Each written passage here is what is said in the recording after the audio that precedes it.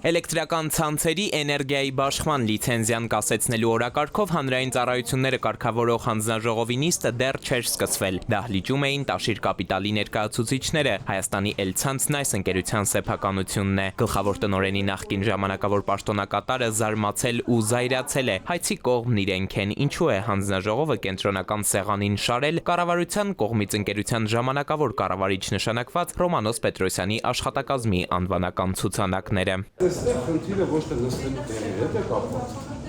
խնդիրը ավելի շատ իրավական է։ Մենք ենք միակ հանձնաժողովի կողմը։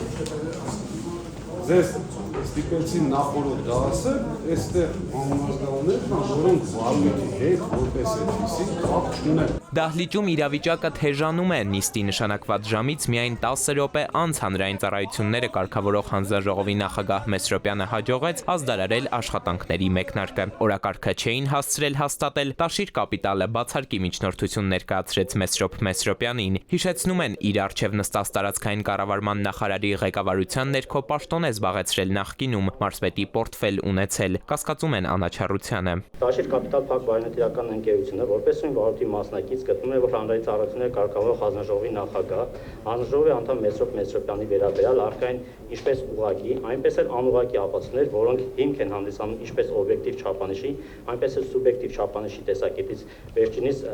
կողմնակալ հարմարելու համար։ Տաշիր կապիտալի ներկայացուցիչը միջնորդության հիմնավորումների շարքը դեռ երկար կշարունակի։ Հանձնաժողովն էլ կլսի ու մեկ էլ Մեսրոպյանը կհայտարարի, թե գնում են ընդմիջման, որ հանձնաժողովականներն իրենց որոշումն ընդունեն։ Մինչև այդ լրագրողների հարցերը Ռոմանոս Պետրոսյանին են ուղղված։ Իշխանության գալուց հետո ինչու միայն հիմա 7 տարի անց նկատեցին էլեկտրական ցանցերի խնդիրները։ Պետրոսյանը մեղադրանքի սլաքներն ուղղում է դեպի պետական հանձնաժողովի նախորդ ղեկավարը։ Նախորդ շրջափուլի գործունեության համար թիվ 1 պատասխանատու անձը հանրային ծառայությունները կարգավորող հանձնաժողովի նախորդ նախագահը երկրորդ շրջանի ընտրության հենց սկզբից լքեց իր պաշտոնը։ Ես կարծում եմ դա եւս ահազանգ էր, նաեւ ցուցիչ էր, որ ՀՑԿՀ-ն տևական ժամանակ ցուցաբերել է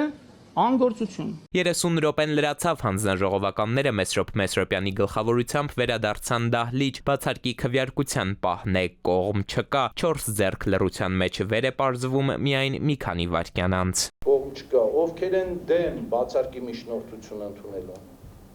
Այսպես հանձնաժողովը հասնում է բուն օրակարգին, ամբիոնի մոտ կառույցի պաշտոնյան է, ում էլ վստահել են հետ լիցենզիայի կասեցման նախագծի ներկայացումը, 6 պատճառ է առանձնացրել ու թվարկում։ Ակներև է,